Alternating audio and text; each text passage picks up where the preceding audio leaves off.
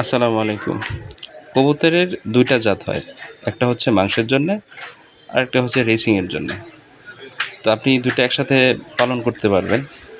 আবার আলাদাভাবে যদি আপনার মাংসের চাহিদা থাকে মাংস হিসাবে, আবার খেলার জন্য যদি হয় রেসিং, তাও করতে পারেন, সমস্যা নাই। কিন্তু যদি কারো চিন্তা থাকে যে সে কবুতর বাচ্চা বিক্রি করে বা মাংস বিক্রি করে বা কবুতর বিক্রি করে যে কোনোভাবে সে প্রফেশন হিসাবে এটাকে বাছাই করবে, আশা করি, আমি মনে করি এটা ভুল। কারণ এগুলা প্রফেশন হিসাবে খুব বেশি কাজের আমি মনে করি না।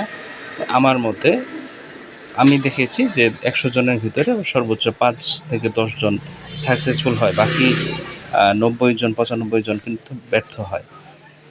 খেয়াল রাখবেন। ধন্যবাদ।